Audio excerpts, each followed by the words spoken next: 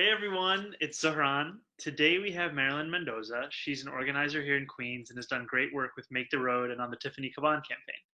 Marilyn, I know that your family is really being impacted by the COVID-19 crisis right now. Can you talk about the situation with your parents' mortgage payments?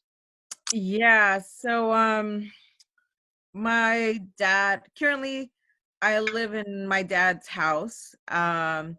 He bought it, I think, right before the recession hit. Um, it was the best American dream accomplishment an immigrant could ever get to. And so the mortgage for us has always been a struggle, because they sold him a house that wasn't worth its value, but that's a whole other thing. Um, And so we've always been struggling to pay the mortgage, but now it's a lot worse because right before the pandemic hit New York City, my dad was laid off. So once like this whole thing hit New York City and like he couldn't find a job, we've been trying to figure out what it's gonna look like with my income and my husband's income to like pay this month's mortgage, um so we don't lose the house. And when Cuomo said that they were going to do something for the mortgages and the small homeowners, we were really excited, because I was just like, okay, it's one less thing to worry about. And so my dad reached out to the bank, and they told him, yeah, you don't have to worry about paying the rent for the next 3 months, but once the 3 months are over, you have to catch up with whatever non-payments you've made. And so it's like complete BS, um, because we still have to pay it. So we're dipping into the small savings we've had, trying to make sure that like we really tighten our budget. Um, yes. Is sorry, this is Princess, and she's super excited that she has me home for a whole week. Hello, And Princess. and that means also less doggy bones for them. But yeah, like it's just complete BS. We thought it was gonna be like a complete freeze or like canceling of 3 months worth of mortgage payments, but it's not. Yeah. So it's completely worthless. Yeah, I work as a foreclosure prevention housing counselor, and that's my job by profession. And I was speaking to one of my colleagues who still works there and is the director of housing justice at the organization, and he was mentioning to me, that when a lot of people saw the kind of news reports about Cuomo's guidance, the understanding was exactly as you had, and people even it was reported on as if it was a mandatory order to Hmm. providers and big servicers, and in fact, it was just a letter of guidance that some are obeying and some are not. And even if they do obey it, as you said, what's the point if it's just kicking the can down the road? Um, I also wanted to talk to you because you had mentioned that your husband is undocumented and has had to keep working through this crisis, but isn't able to access healthcare because of his status. And I wanted Yeah. to ask, how is that impacting you guys? Um, Damn. I mean, we're already stressed about um this whole situation with the house payments and like putting food on the table, just adding the stress that in the event that he gets, the virus, I'm gonna have to send him to a public hospital because that's the only thing we can afford. Mm. Um, so our closest hospital is Elmhurst Hospital, and it's like from just watching the news, it just seems like you send people there and it's a death sentence for them already. Um, where like I'm at least really worried about his health.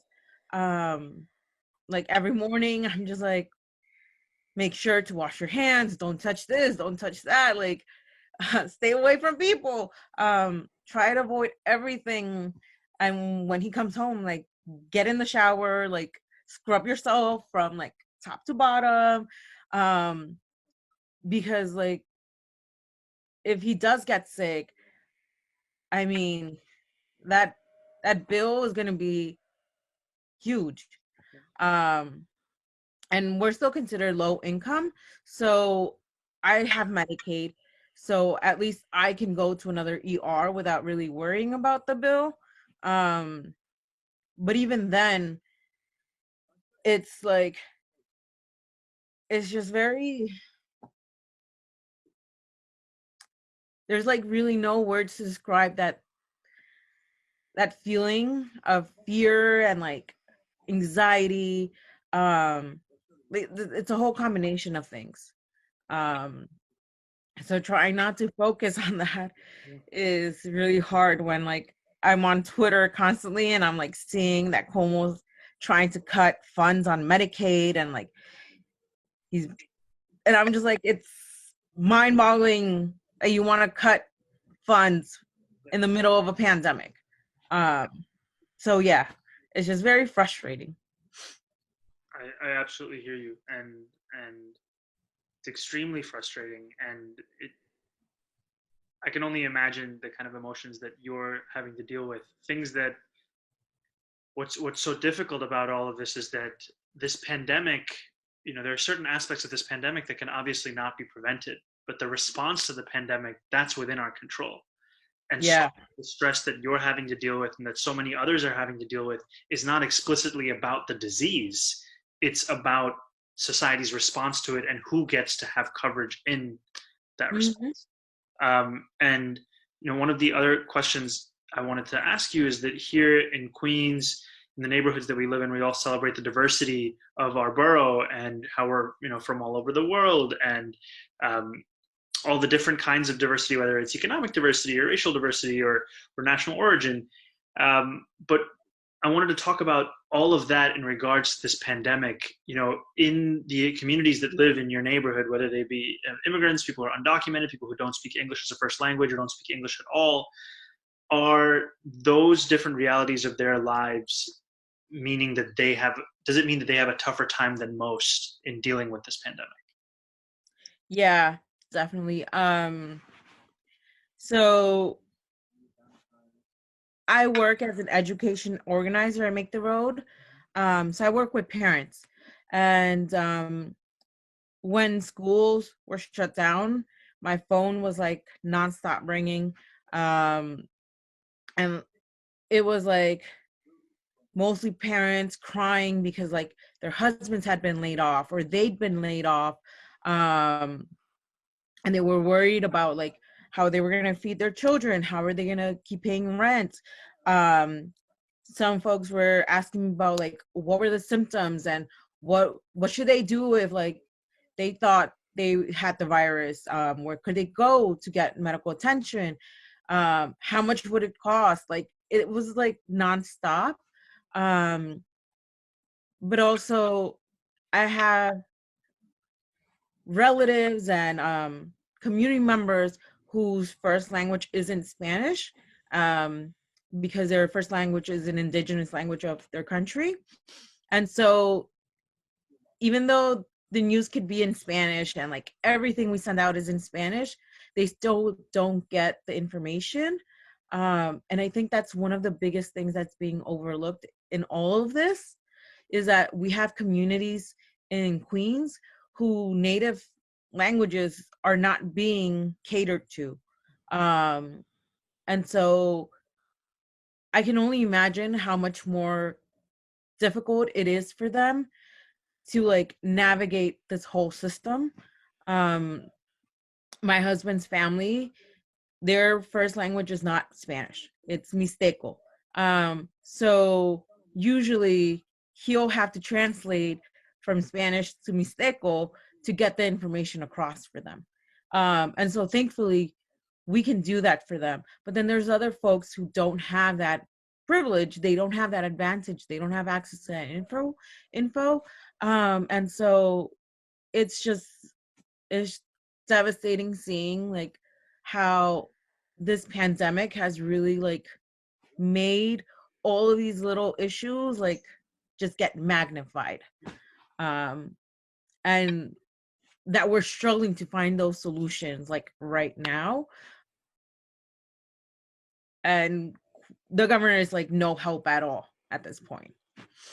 Absolutely. And the final question I wanted to ask you is about that specifically, with regards to the governor and with regards to the legislature at the state level.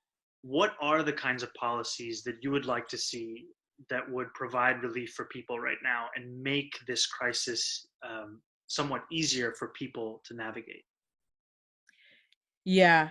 So I feel like the most obvious solution to this is taxing the multimillionaires. Cuomo's always talking about there's no funding for our schools, there's no funding for our hospitals, there's no funding for Medicaid, there's no funding for all of these things that we need right now.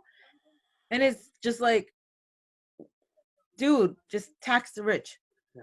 You'll get your money from there. That's where we get our funding from.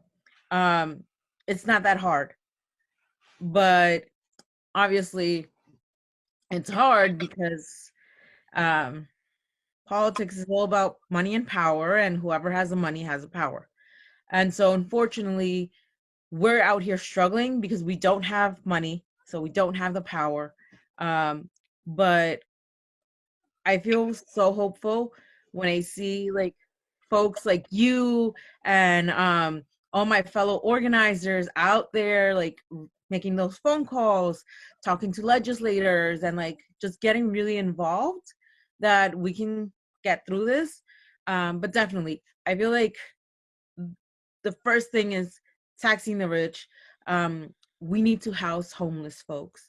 We have so many people out on the streets, and there's families, there's children, they're human beings like you and me. And I I don't know how people can just be like, well, it's their problem. They got themselves in that situation. They should have managed their money a lot better. And like they'll come up with a million one reasons why we shouldn't help them. But at the heart of it, it's, for me, it's like, if I can help them some way, I will. Um, so I don't know.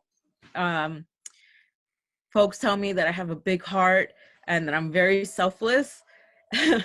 And I guess it's true because like I end up putting other people first. But yeah, I feel like Albany has to put us first and forget about their donors. That's And that's I think that that's one of the major lessons here of this pandemic, is that health and safety is not built individual by individual, but it is built as a collective.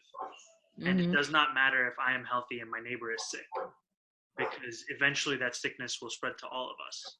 It is in all of our best interests, whether it's in regard to the coronavirus pandemic or it's simply in regard to the problems that you mentioned existed prior and have been magnified by this pandemic, that we respond to them thinking about the collective. Marilyn, I want to thank you so much for taking the time and speaking with me and speaking with everyone who's going to see this video. And it's such a pleasure. And thank you also for all the work that you do. No, thank you. I hope that people can use this and share their stories. If there's something that I've learned about organizing, is that sharing your story helps build that connection with others. We can build so many connections and so many bonds and heal through shared storytelling, that I feel like this is the least I can do right now for the community. Well, thank you so much. Much Thank love. you.